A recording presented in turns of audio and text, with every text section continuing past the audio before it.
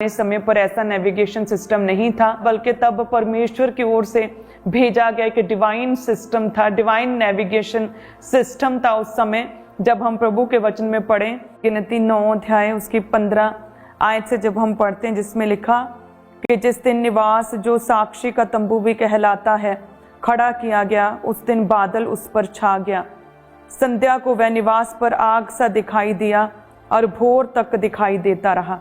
16 में लिखा, नित्य ऐसा ही हुआ करता था, अर्थात दिन को बादल छाया रहता, रात को आग सा दिखाई देता, और जब जब वह बादल तंबू पर से उठ जाता तब इजरायली प्रस्थान करते थे, और जिस स्थान पर बादल ठहर जाता वहीं इजरायली अपने डेरे खड़े करते थे।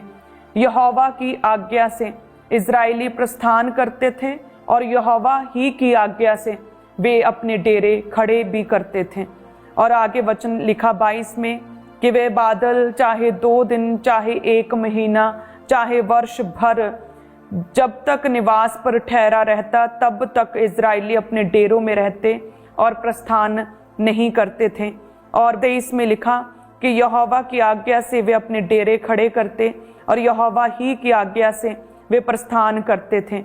जो आज्ञा यहोवा मूसा के द्वारा देता था उसको वे माना करते थे। सब कलीसिया कहे आमीन, हालेलुया।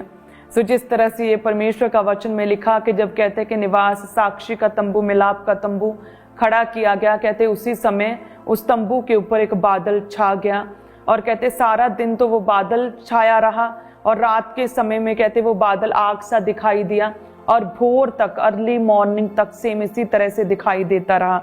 और कहते नित्य ही रोज रोज सेम ऐसे ही होने लगा, दिन को बादल छाया करता, रात को आग दिखाई देती। वचन कहता है कि जब जब वह बादल उठ जाता तब तब इजरायली कहते प्रस्थान करते, और जिस जगह पर बादल ठहर जाता उस जगह इजरायली अपने डेरे खड़े करते थे, अपनी यात्रा को रोक देते थे। इस तरह से परमेश्वर बादल के बीच से होकर अपने लोगों की, अपनी प्रजा की, अपने चुने हुए लोगों की अगुवाई करता था, उनका मार्गदर्शन करता था। हालेलुया। उन्हें गलत मार्ग पर जाने नहीं देता था, उन्हें भटकने नहीं देता था परमेश्वर। सेम उसी तरह से हालेलुया आज भी परमेश्वर आपको गाइड करना चाहता है। पवित्र आत्मा के जरिए परमेश्वर आपसे बात करना चाहता है, मूसा के जरिए परमेश्वर आपसे बात करना चाहता है, अपने दासों के जरिए प्रभु आपसे बात करना चाहता है। हालेलुया।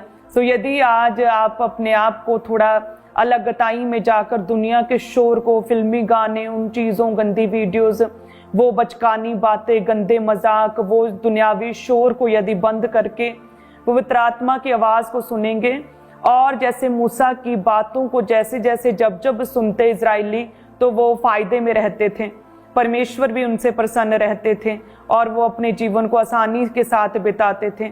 सेम इसी तरह से यदि आप परमेश्वर की आवाज़ को सुने, जैसे पुराने समय में बादल छाया रहता था, पवित्र आत्मा आपके ऊपर छाया रहता, पवित्र आत्मा मंडराता है आपके जीवनों में, पवित्र आत्मा आपके अंदर वास करता है।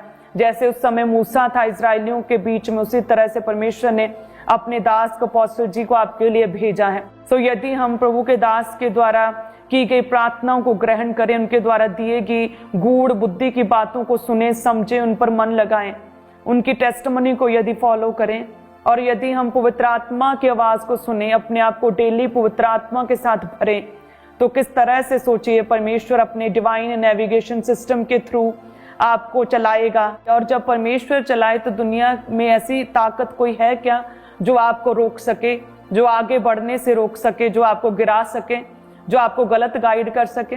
यदि परमेश्वर आपके बीच में है, देखिए कितना महान वचन है परमेश्वर का।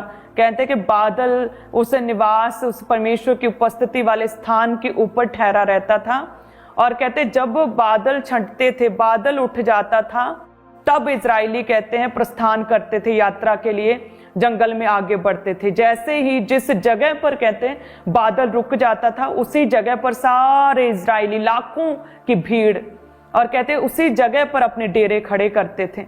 और कहते हैं कि चाहे वो 1 दिन, चाहे वो 2 दिन, चाहे वो कुछ महीने, चाहे वो साल भर, यदि बादल एक ही जगह पर खड़ा रहता था तो इजरायली आगे नहीं बढ़ते थे, अपनी यात्रा आरंभ नहीं करते थे। कहते हैं कि वेट करते थे कि परमेश्वर आज्ञा दे, प्रभु आगे चले तब हम चलेंगे, तो किस तरह से परमेश्वर ने कहते हैं उन्हें भटकने नहीं दिया था।